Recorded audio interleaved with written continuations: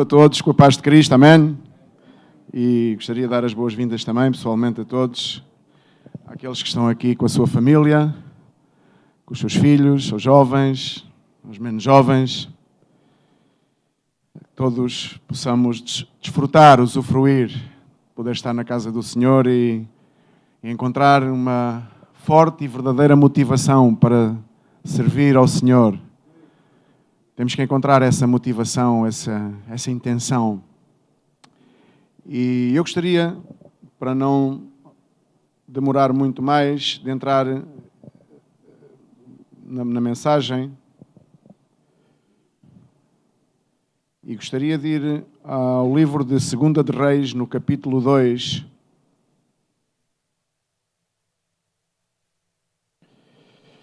E gostaria de ler com vocês o versículo número 9. E estávamos numa fase transitória, entre dois homens que serviam ao Senhor. Homens cujas vidas estavam dedicadas a Deus. E tu e eu também temos essa possibilidade de dedicar as nossas vidas a Deus. O Senhor não obriga, O Senhor pede que tu lhe entregues a sua vida, que o experimentes, que o proves, que possas depois dizer se é bom ou se é mau, depois de provar. E nesta fase da vida destes dois homens, estavam numa fase de transição. Estamos a falar de Elias e de Eliseu. Dois homens com nome grande na Bíblia. Dois homens que, pelo facto de terem a sua vida entregue nas mãos de Deus, puderam desempenhar papéis importantes para a obra do Senhor. Não porque eles fossem importantes, mas sim porque as suas vidas estavam ao serviço de Deus. E, portanto, tal qual dizia o louvor e tal qual o Daniel rematava, no final, se queremos realmente servir a Deus com destaque, por assim dizer, fazer coisas grandes, pois temos que estar totalmente entregues aos pés de Cristo, nas mãos de Deus. Amém? De outra forma, tudo aquilo que façamos pode parecer grande, mas vai redundar em nada.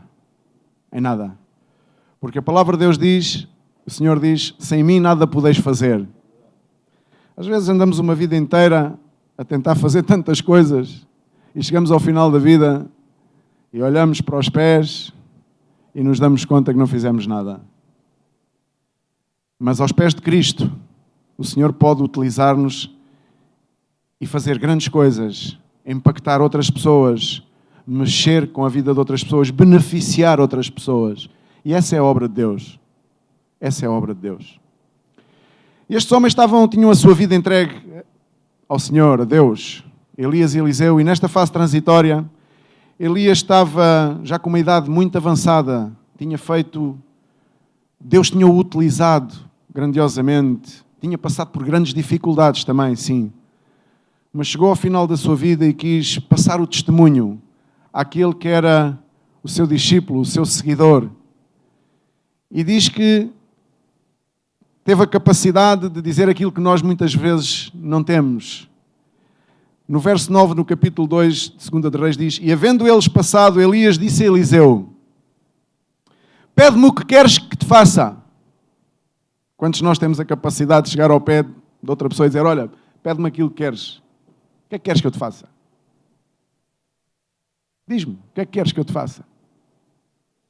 Eliseu, de tal maneira, estava cheio de Deus, uma fé tremenda em Deus, que não se acanhava, não temia dizer estas palavras: O que queres que eu te faça? Porque ele sabia que em Deus tudo podia. Amém? Em Deus ele tudo podia. Sabes porquê é que nós não temos essa capacidade de dizer? Porque não temos a confiança. Não temos a nossa confiança colocada no Senhor para poder dizer: O que é que tu queres que eu te faça? Porque ainda continuamos a querer fazer as coisas com a nossa capacidade. e a nossa força. Então diz que pede-me o que queres que eu te faça, antes que seja tomado de ti, ou seja, antes que o Senhor me leve. E disse Eliseu: peço-te que haja sobre mim dobrada porção do teu espírito. Amém? Eu creio que isto é uma resposta que define um servo de Deus. Bom, Elias, já que vais, aquelas coisas, aquelas tuas posses, aquelas coisas, deixa isso para mim, faz-me isso por herança, sabes que eu vou agora ficar aqui a servir, mas eu preciso de bens materiais, eu preciso de ter um financiamento, eu preciso disto. Não. Eliseu tinha aprendido com Elias o que era servir a Deus e o que era estar nas mãos de Deus. E ele não pede mais nada. Ele disse: pede o que queres que eu te faça. Isso abrange uma área vasta. Podia ele começar a enumerar uma lista. Não, Elias. Eu só preciso que venha uma dose desse mesmo Espírito que tu tens, o Espírito de Deus. Desse mesmo Espírito, que venha uma dose dobrada sobre a minha vida. Podia até parecer um pouco pretencioso. Porque é que tem que vir uma dose dobrada daquilo que é a dose que tu tens? Mas eu creio que isto define a intenção e a motivação do coração de Eliseu. Amém? E é disso que eu quero falar. A intenção e a motivação. Ou troca a motivação e a intenção do teu e do meu coração. Porque, tal qual o título, não sei se já colocaram, a intenção do coração, ele determina o nosso caminhar. A intenção do coração, a motivação que tu tens no teu coração, vai determinar o teu caminhar. Vai determinar aquilo que vai ser o teu êxito ou o teu fracasso. Vai determinar a tua vida. Em muitas áreas, em muitas situações da tua vida, vão ser condicionadas pela motivação do teu coração. Quais são os motivos que te fazem estar aqui? Qual é o motivo que te faz vir à igreja? Faz toda a diferença. Qual é o motivo porque tu estás na casa do Senhor, tu serves a Deus? Qual é a motivação pela qual tu fazes isto e aquilo e o outro? Qual a motivação que te leva a dizer isto e aquilo e o outro? Se o teu coração continua com más intenções, com más motivações, se as coisas que tu fazes procedem de maus pensamentos, de más análises críticas, então, amiga, muda radicalmente, porque vais ir a pior. E não sou eu que o digo, é a palavra de Deus que o confirma. Vamos ir a pior. Se não mudamos a trajetória do nosso coração, se não mudamos a motivação e a intenção com que vivemos neste ministério, ou seja, onde seja, vamos ir a pior. Eu gostaria que pudéssemos abrir as Bíblias no livro de Gênesis e vamos ler uma passagem subejamente conhecida e já muito dela se tem falado. Gênesis capítulo 13. E fala de dois homens também. Mais uma vez, dois homens. Os homens nunca representam normalmente, não é? Nunca representam um indivíduo só. Normalmente associado a um homem, ou associado a uma mulher, a uma família, a um conjunto de outras pessoas, não é? Que também estão em causa sempre e que também acabam por sofrer a consequência da nossa motivação e intenção de coração. Sim, estamos de tal maneira muitas vezes à parte daquilo que é o problema que os outros podem sofrer que nem pensamos nisso. Os outros são os outros, eu sou eu. Mas muitas vezes as nossas atitudes, aquilo que nós dizemos, aquilo que nós fazemos, vai-se refletir num conjunto de outras pessoas. Mas de tal maneira muitas vezes o egoísmo, a cegueira, está de tal maneira impregnada em nós que nós achamos que estamos a ver tudo e não estamos a ver que estamos a defraudar-nos a nós e a defraudar pessoas que estão à nossa volta, já sejam os nossos filhos, as nossas esposas, os nossos maridos, enfim, familiares em geral. Portanto, cuidado com as intenções do teu coração, cuidado com as motivações, cuidado com aquilo que se gera dentro de ti e que faz com que tu vivas obcecado, obcecada por atingir isto e atingir aquilo e atingir o outro, e passas o tempo nessa correria louca, desenfreada, e não tranquilizas o teu coração, não permites que Deus possa mostrar-te outro caminho, outra forma de atingir objetivos, o seu caminho, a sua forma, os seus princípios. Diz a palavra de Deus em Gênesis, a partir do capítulo 13, do verso 1 em diante, diz: Subiu, pois, Abraão do Egito para Negueb, levando a sua mulher e tudo o que tinha, e Ló o acompanhava. Presta atenção, os pormenores são importantes. Às vezes passamos ao lado dos pormenores, achando que não são importantes. Os pormenores são importantes. Não era Abraão que acompanhava Lote, era Lote que acompanhava Abraão. Amém? Até porque Abraão era tio de Lote. Era mais velho, por assim dizer. Abraão era muito rico em gado, em prata e em ouro. Nas suas jornadas subiu ao Negueb para Betel, até ao lugar onde outrora estivera a sua tenda entre Betel e Ai, até ao lugar do altar que dantes ali fizera, e ali invocou Abraão o nome do Senhor. E também Ló que ia com Abraão. Ló ia com Abraão. Sabes, aquela pessoa que vai sempre atrás. Sabes? Eliseu também andava com Elias. Eliseu também acompanhava Elias. Mas vamos ver o que sucede aqui e vamos ver o que sucedeu com Elias e com Eliseu.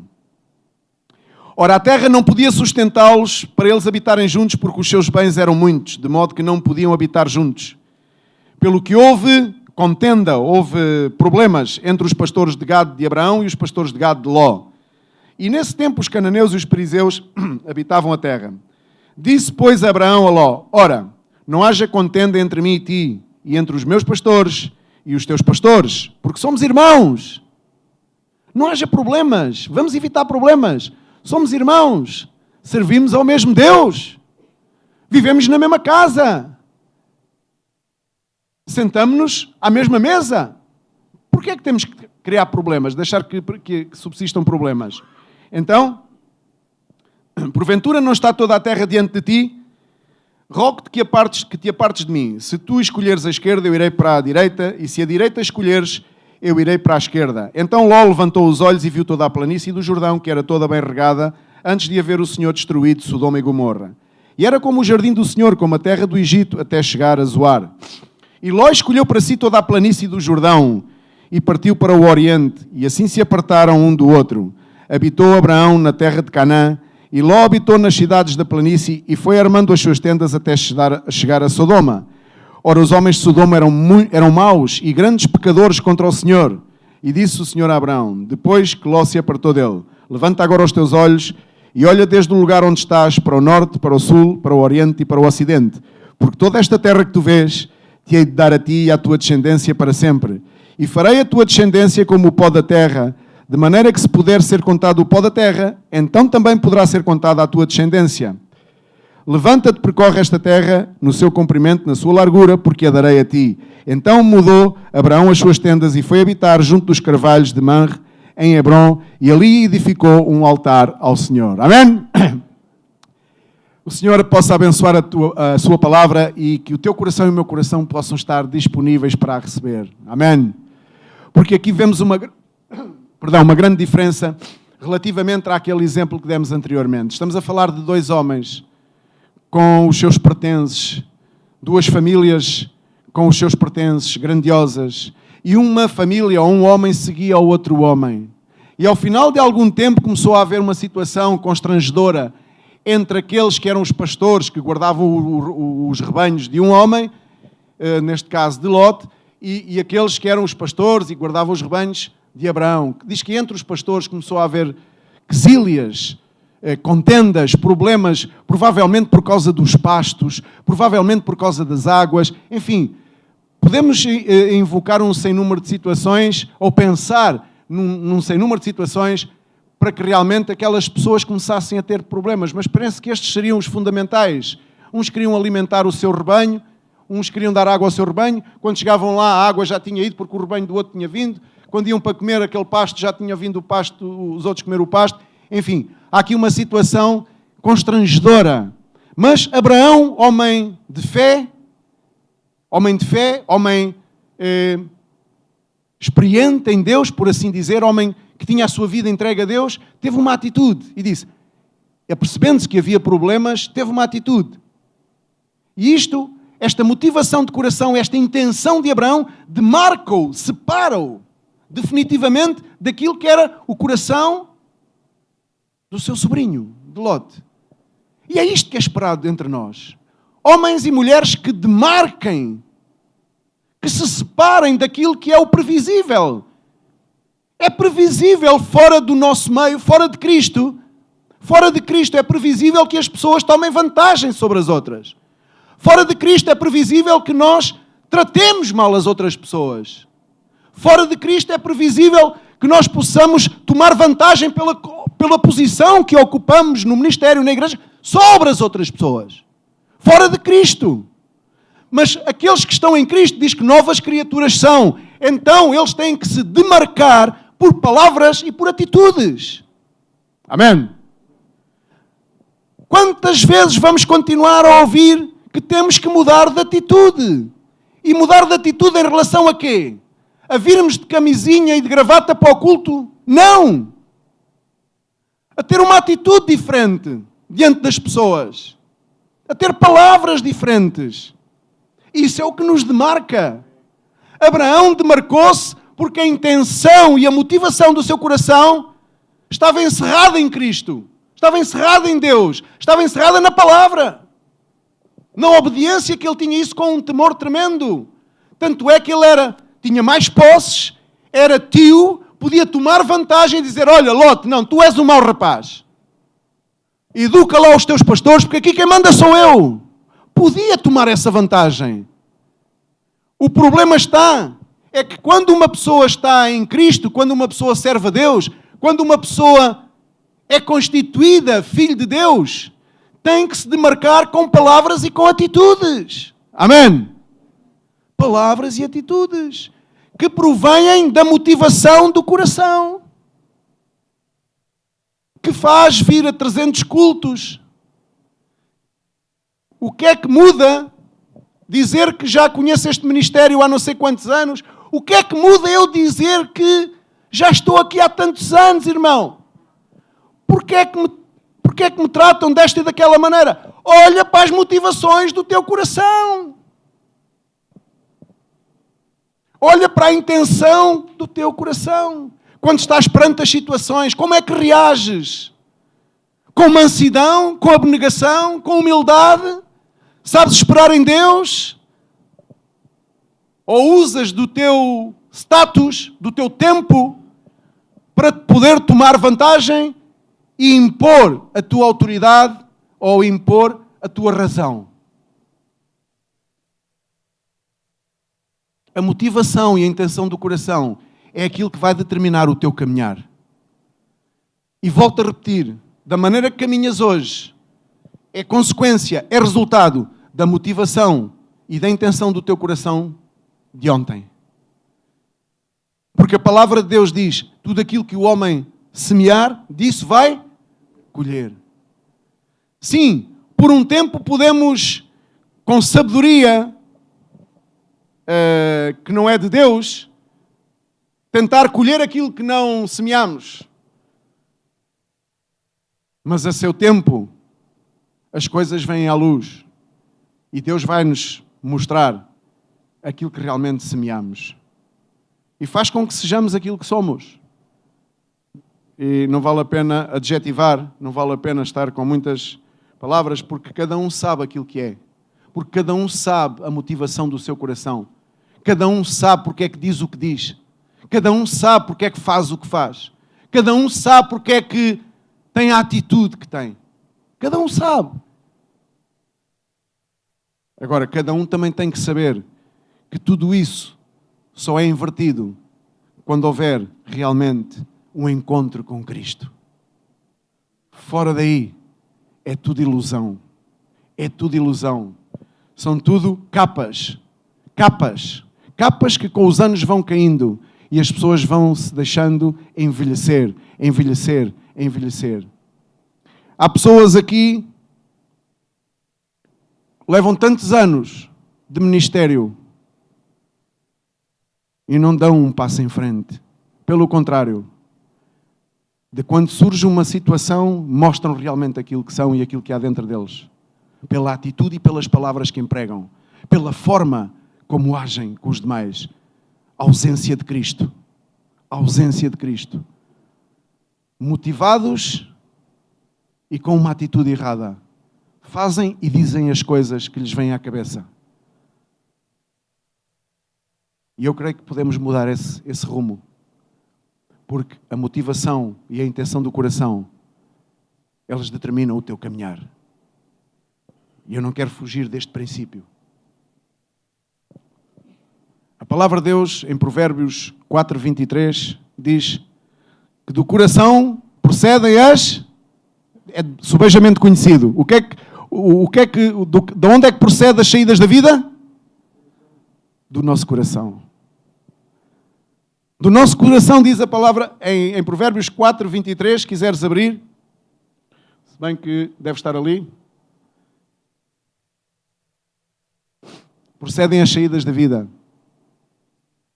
Significando dizer que se as intenções e as motivações do teu coração não forem boas, como é que vai ser a tua vida? Se no teu interior as tuas motivações não forem motivações corretas, da parte de Deus, de acordo à vontade de Deus, em aprendizagem, sim, porque estamos todos a aprender. O que não podemos é continuar a desaprender. Porque cada vez que cometemos os mesmos erros, estamos a desaprender. Do coração procedem as saídas da vida. E se no teu coração há más intenções e as motivações não são as corretas, então a tua vida, olha, não sei, entre ti e o Senhor. Mas eu quero te animar a que tu possas mudar, possas colocar o teu coração diante de Deus e dizer: Senhor, eu necessito de ter um encontro. Eu necessito que algo realmente real possa acontecer na minha vida, porque aquilo que eu tenho vivido é uma camuflagem, é uma aprendizagem de ir ao culto, uma aprendizagem religiosa de me comportar no culto, de levantar as mãos, de cantar. E às vezes nem sei o que é que canto, é automático, já sai. Ademais, os versos estão lá escritos no monitor. Mas, na verdade, a minha essência, o meu interior, ele continua com as mesmas motivações e as mesmas intenções. Eu não consigo deixar de ser quem eu sou. Essa coisa de ser uma criatura nova em Cristo, eu não faço ideia o que é isso. Eu tenho convivido há anos dentro da igreja, a ouvir palavra. Mas, na verdade, eu não sinto que seja coisa nova. Nada. Nenhuma coisa nova eu sinto ser. Então o quê? A palavra de Deus é mentira? Não. Essa obra ainda não foi realizada na tua vida. Do novo nascimento. O novo nascimento em Cristo. E se não despertamos para a vida, cada vez, cada dia, cada semana, cada ano que passa, as coisas vão-se piorando, vão-se deteriorando mais. Porque vamos vivendo cada vez mais afastados, convencidos de que a forma de que vivemos é a correta. Convencidos de que fazendo o trabalho todos os dias, cumprindo com os regulamentos todos os dias, estamos a viver da forma correta. Mentira! Somente passamos a viver a vida correta quando Cristo passa a fazer parte da nossa vida. É a única forma correta de viver, é com Cristo. Amém? É a única forma correta. Porque em nós não há correção nenhuma. No ser humano não há correção. A palavra de Deus diz que o nosso coração é mais enganoso que todas as coisas. Então como é que nós podemos ser corretos? Se não é realmente a obra de Jesus Cristo a materializar-se e de uma forma efetiva transbordar de dentro para fora. A materializar-se a obra de Deus, a obra de Jesus. E é nisso que temos que caminhar, é nisso que eu quero caminhar, é nisso que eu vos convido a que caminhemos. Nessa transformação. Porque é necessário que sejamos transformados à imagem de Cristo. Amém? É necessário. Porque senão são capas que se põem por cima de capas.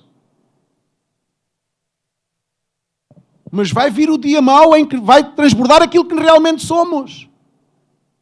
Em que realmente demonstramos que não há temor de Deus na nossa vida. Pela forma como falamos e atuamos uns para os outros. Pela forma como caminhamos. Porque no nosso coração as motivações não são as corretas e as intenções não são boas.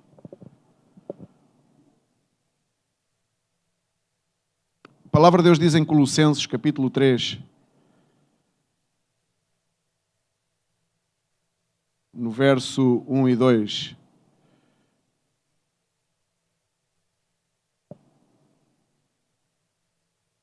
Diz a palavra de Deus: se pois fostes ressuscitados, temos que ser ressuscitados. E tu dizes assim: ó Vítor, mas eu não estou morto. Eu estava morto. E eu sou um ressuscitado. Amém? Não sei se tu o crês. Eu creio porque eu vivi-o. Eu tenho um antes e tenho um depois. O meu depois não é perfeito, mas o antes era desastroso. Antes de Cristo e depois de Cristo. Não serve só para os calendários. Serve para as vidas também. Porque as vidas há o antes e o depois. O antes e o depois. Então, eu creio que há aqui muitas pessoas ressuscitadas. Mas eu creio também que há aqui muitas pessoas que necessitam de ressuscitar. Muitas pessoas que necessitam de ressuscitar. Muitas pessoas que estão envoltas numa cobertura religiosa. Colocam determinadas capas para fazer parecer que deixaram de caminhar na simplicidade de Cristo. Temos que aprender a caminhar na simplicidade de Cristo. Independentemente do trabalho que façamos, da atividade que desempenhemos para o ministério e para a obra de Deus. Temos que caminhar na simplicidade. Se, pois, fostes ressuscitados juntamente com Cristo, buscai as coisas que são de cima. Quando nós passamos a buscar as coisas que são de cima, significa que, uma analogia, buscar as coisas que são de cima não significa que tenhamos que andar a olhar para o céu, não é? Ainda podemos levar com algum meteorito, mas pelo menos estávamos avisados e desviávamos, não era? Não significa isso. Buscar as coisas que são de cima é buscar as coisas do reino de Deus, amém? Que são do interesse do reino de Deus. O que é que nós fazemos muitas vezes? Não, isto até dá mau jeito ao pescoço. É preferível eu pôr-me a olhar aqui como é que é, para baixo. Deixa-me lá comparar. Estamos a falar na comparação. Foi pregado aqui a semana passada a comparação, não é? Comparar-me. Deixa lá ver. Como é que é? Pois. Eu logo vi. Sim. Já não era de esperar outra coisa. Sim. Buscai as coisas que são do alto. Mas muitas vezes passamos muito tempo a buscar as coisas terrenas. As coisas que estão ao nosso nível humano. As coisas que são vistas de acordo a um coração que tem uma má motivação e uma má intenção. E é dessa maneira que nós as vimos. É com esses olhares que nós analisamos os demais. Foi pregado aqui a semana passada, não sei se te lembras. Qual é o patamar de comparação? Somos nós próprios. Amém? Quando nós comparamos com os outros, qual é o patamar de comparação? Somos nós próprios primeiro. Aí é que depois é que podemos comparar os outros. Mas a Bíblia diz: olhai e tomai atenção às coisas do alto, as coisas de cima. As coisas de Deus, a obra de Deus, o propósito de Deus para a tua vida, para a tua família. E não as coisas que estão ao teu nível humano, que normalmente são analisadas com um coração que está mal motivado e que tem más intenções. Porque provavelmente ainda necessita de ser rasgado. Um coração que necessita de ser rasgado pelo Senhor.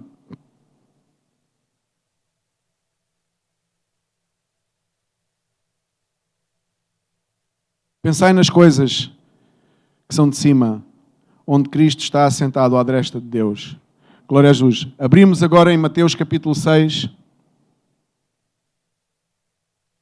Não, perdão. Vamos primeiro a Gênesis. Gênesis capítulo 6.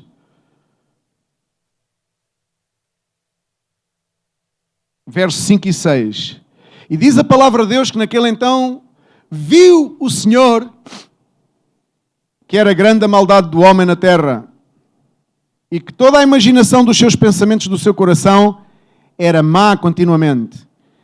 Então arrependeu-se o Senhor de haver feito o homem na terra e isso lhe pesou no coração.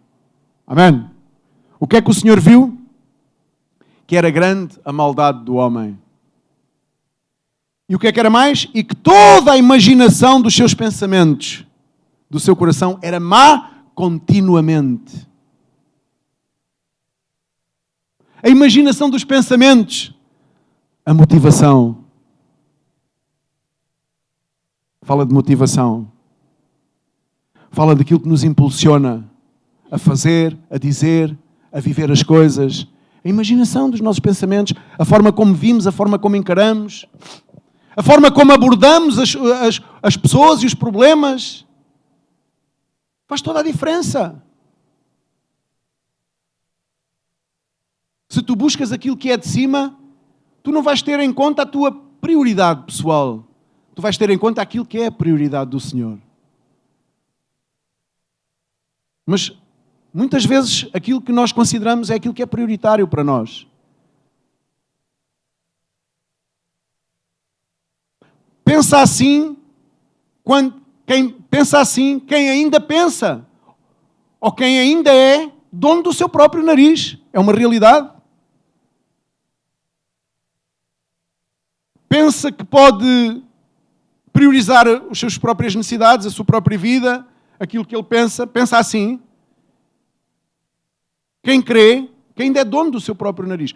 Porque aqueles que foram comprados pelo sangue de Cristo não podem pensar assim. Porque a motivação do seu coração não permite que pensem assim. E sim, pensar primeiramente nos demais. Este versículo também foi compartilhado aqui a semana passada. Que cada um não se tenha em mais alto conceito de si próprio, mas considere os outros superiores a si mesmos. Foi compartilhado aqui, creio, a semana passada também pelo pastor Luís Miguel. Quem está em Cristo pensa assim. Não toma vantagem sobre as coisas. Não usurpa.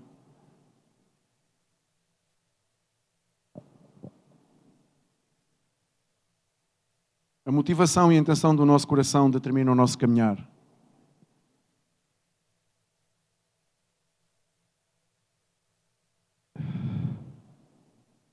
A palavra de Deus diz em Lamentações 3:39 de que se queixa o homem senão dos seus próprios pecados. De que se queixa o homem? De que nos queixamos? Senão das nossas próprias erradas motivações com que fazemos as coisas, com que analisamos, com que abordamos as pessoas, uns e outros. De que é que nos queixamos senão dessa forma errada de estar na vida? Devemos era queixar-nos disso, a nós próprios, e dizer: Senhor, eu tenho que me queixo de mim próprio, porque a minha motivação é má, a minha intenção não é boa.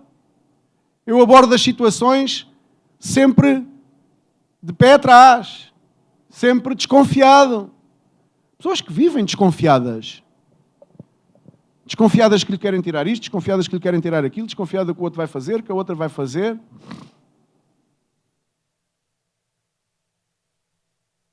As motivações do coração são importantes e as intenções também.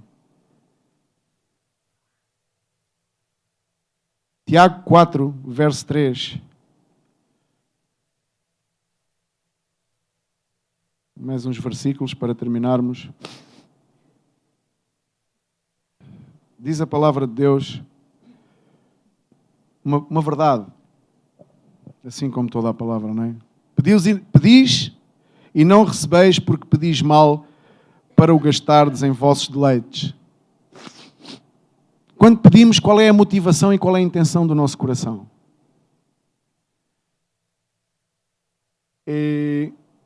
Algumas pessoas, quando a palavra de Deus diz que tudo aquilo que pedis vos será feito. E algumas pessoas pensam, isto é bom. Isto é bom. Eu imagino, tal qual lá em Gênesis, a imaginação era uma imaginação má, era só para o lado errado. Eu imagino e tenho, mesmo que seja mau. Claro que não. Claro que Deus pesa a motivação do teu e do meu coração. Claro que Deus pesa qual é a intenção do teu e do meu coração. E claro que Deus, que de tal maneira nos ama, jamais vai concordar em favorecer-te naquilo que são os teus desvaneios. Há muitas situações de pessoas que não aceitam a vontade de Deus, embora Deus está-lhes a dizer claramente, não vais por esse caminho, não tomes essa atitude, não tomes essa decisão. E as pessoas teimam. E mais tarde, à frente, o seu caminhar vai dizer isso mesmo. Tu cometeste o erro, mas foste avisado, foste avisada. Quantas vezes pessoas, jovens e outros menos jovens, têm decidido, por exemplo, algo que é usual no nosso meio, não é? Casar-se. Olha que, não, eu amo. Olha que, não. Deus está a falar, mas a pessoa não quer escutar, porque a motivação do seu coração é outra. A motivação do seu coração não é pensar das coisas que é do alto, mas sim pensar em si mesma, que quer casar e quer casar. A todo custo. Ainda que isso implique uma vida destruída. Não importa. Costumamos dizer aqui entre nós, quando isso acontece, com as duas situações, só se estraga uma casa. As pessoas são avisadas. É um exemplo. Há outros exemplos. Não, irmão, é que eu vou porque eu agora vou tentar. Quando eu ouço alguém dizer eu vou tentar, amigo, amiga, a vida não é feita de tentativas. Jesus não tentou ir à cruz, Jesus foi à cruz. Amém? Então não digas vou tentar, porque isso já se subentende um fracasso. Uma incapacidade, porque a nossa vida tem que ser baseada na fé. E a fé é baseada na certeza, não é na tentativa. Eu ouço famílias dizer, vamos tentar. Ouço pessoas individualmente falando, eu vou tentar. E quando a pessoa me diz, eu vou tentar, eu já vejo o fracasso. Porque não posso ver de outra maneira. Não há outra maneira de ver, eu vou tentar. A vida é feita de tentativas, mas tentar o quê? Que as nossas palavras sejam sim, sim, não, não. Sim, sim, não, não. Não tentes mais. Toma uma atitude de fé, de coragem, de ousadia e prova a Deus. Entrega-lhe a tua vida. Diz-lhe, eu tenho que nascer de novo, Senhor. Eu ando aqui há uma carrada de anos, esta carcaça velha que anda-se aqui a arrastar. Quando vim à casa, quando vim aqui à igreja pela primeira vez, era um jovem, já passaram 10, 15, 20 anos, eu continuo igual, eu continuo a ouvir a palavra de Deus, eu continuo a vir à igreja, eu continuo a fazer as mesmas coisas, eu continuo a ir a fazer o que seja necessário. Até me conhecem porque eu sou um grande trabalhador. Mas mais nada. Não há mais nada. Porquê? Porque as motivações e as intenções do coração nunca estiveram alinhadas com Cristo. E isso é urgente que aconteça na nossa vida. Pelo menos na vida daqueles que ainda não aconteceu. Alinha a tua vida com Cristo. Alinha a tua vida com Cristo. E passarás a ter motivações corretas, intenções boas. E tudo à tua volta vai começar a mudar. É automático. É como se carregasses num botão. As coisas vão sucedendo. Claro, de fé em fé, de prova em prova, mas as coisas vão acontecendo. Caso contrário, nunca acontecerá nada. E há quem se conforme com essa ideia. E eu quero repreender a Satanás no nome de Jesus, ao conformismo que eu consigo vislumbrar na vida de muitas pessoas. O conformismo. Eu sou assim e vou ser assim. Não te conformes com isso. Faz parte do reino de Deus, faz parte das riquezas do Senhor, faz parte de uma vida em abundância, faz parte de uma vida que é compartilhada com uma família grande em todo o mundo, de pessoas que têm a sua vida entregue a Cristo e que sabem que um dia terão o seu lugar reservado. Porquê? Porque são boas pessoas? Não, porque entregaram a sua vida a Cristo. E passaram a ter uma intenção e uma motivação diferente.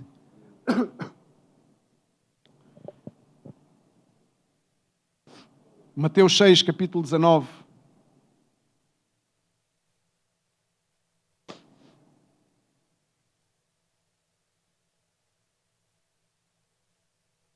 Diz a palavra de Deus, do 19 ao 23. Não ajunteis para vós tesouros na terra, onde a traça e a ferrugem os consomem, e onde os ladrões minam e roubam. Mas juntai para vós tesouros no céu, onde nem a traça nem a ferrugem os consomem, e onde os ladrões não minam nem roubam. Porque onde estiver o teu tesouro, aí estará o teu coração. A candeia do corpo são os olhos. De sorte que se os teus olhos forem bons, todo o teu corpo terá luz. Se porém os teus olhos forem maus, o teu corpo será tenebroso. Se portanto a luz que há em ti são trevas, quão grandes são tais trevas? Ninguém pode servir a dois senhores, porque ou há que odiar a um e amar o outro, ou há que dedicar-se a um e desprezar o outro. Não podeis servir a Deus e às riquezas. Amém? Mas o que eu queria destacar daqui, aquilo que estávamos a falar há pouco, muitas vezes a motivação errada do nosso coração, as intenções más do nosso coração, elas originam que os nossos olhos possam estar a ver mal, sabes? Olhos tenebrosos, olhos que em tudo veem negativismo, em tudo veem derrota, em tudo veem coisas más, em tudo veem aquilo que está errado. E que nós possamos mudar essa realidade na nossa vida. Seria tão bom mudarmos essa realidade. Seríamos pessoas totalmente diferentes se passamos a olhar de forma diferente para as pessoas e para as situações. Há pessoas que têm os seus olhos muito enublados e não conseguem ver uma luz, um motivo, uma motivação boa. Não conseguem ver boas intenções e boas motivações. Em tudo é fracasso. Mas a palavra de Deus diz que, sendo os olhos a candeia do nosso corpo, se as pessoas veem mal, diz que o seu corpo andará mal.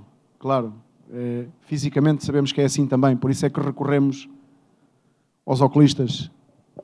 Mas de uma forma espiritual também funciona assim. Se aquilo que tu olhas, a forma como tu vês os outros, a forma como tu vês o procedimento dos outros, a forma como tu vês as outras pessoas, se para ti está sempre tudo mal, é urgente que olhes para dentro de ti. É urgentíssimo. É muito urgente que olhes para dentro de ti. Há pessoas que têm essa necessidade urgente de olhar para dentro delas e depois então orar a Deus e pedir para realmente fazer algo na sua vida, porque algo tem que acontecer para que possamos olhar e ver as coisas com claridade, com os mesmos olhos com que Cristo olhou para nós, que sendo nós pecadores, se entregou por nós, andando nós desgarrados como ovelhas perdidas, cometendo a maior barbaridade, Ele nos disse: vem, filho meu, vem à minha casa, vem à minha presença, vem porque eu vou fazer algo especial na tua vida. E é dessa forma que nós temos que aprender a olhar. Dar sempre uma motivação boa às pessoas, de olharem com uma motivação boa. Eu não sei como é que tu fazes quando estás à volta de pessoas. Basta uma pessoa, às vezes, com quem tu trabalhas no teu dia-a-dia, quando começa a vir com um discurso negativo, como é que tu reages? Alimentas o teu coração com isso? Ou contrarias as trevas com a luz? Sim, porque se tu tens olhos bons, se os teus olhos estão limpos, porque Cristo já os limpou, e tu, apesar de saberes que as coisas podem melhorar, podem-se fazer melhor, tu não podes viver na penumbra de que tudo está mal, de que tudo é negativo, tudo está errado, estão todos errados, está tudo errado. Costuma-se usar uma frase que eu agora não vou dizer aqui do púlpito porque não...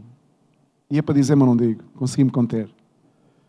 Mas é grave quando nós continuamente achamos que está tudo errado. Quando das nossas palavras só temos palavras negativas em relação aos irmãos e às irmãs, às pessoas em geral. Não sendo irmãs ou sendo irmãs é igual. Conheces alguém assim? Alguns, não?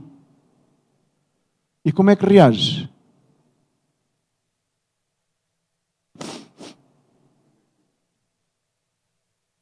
Reagimos positivamente? É a tendência. Quando estás perante alguém que tem os olhos mais tapados e como não vê, só vê o seu interior, claro. Tu imagina, agora tive uma visão de repente. Imagina que tens umas palas à frente dos olhos. Não vou dizer como aos burros porque parece mal. Mas os burros ainda ficam assim, não é? É para não verem para os lados. Agora imagina que as palas encerram os teus olhos e que esses olhos têm necessidade de ver, porque temos necessidade de ver. Como à frente está tapado, para onde é que eles vão virar? Para dentro.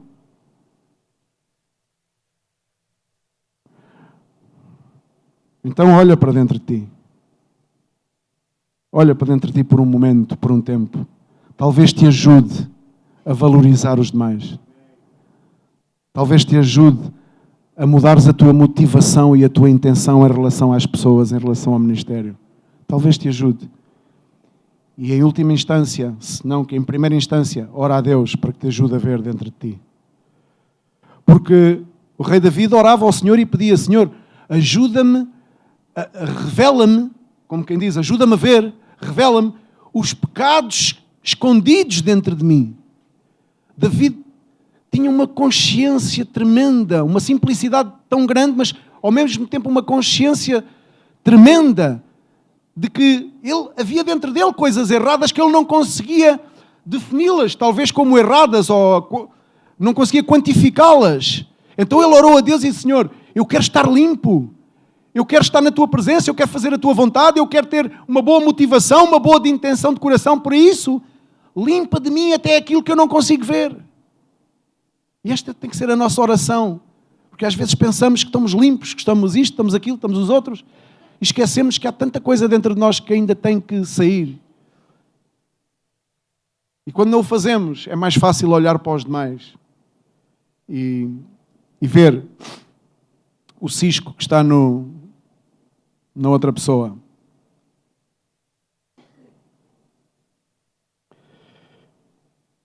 Lamentações 3:39. Já acabámos de ler, mas de que se queixa o homem.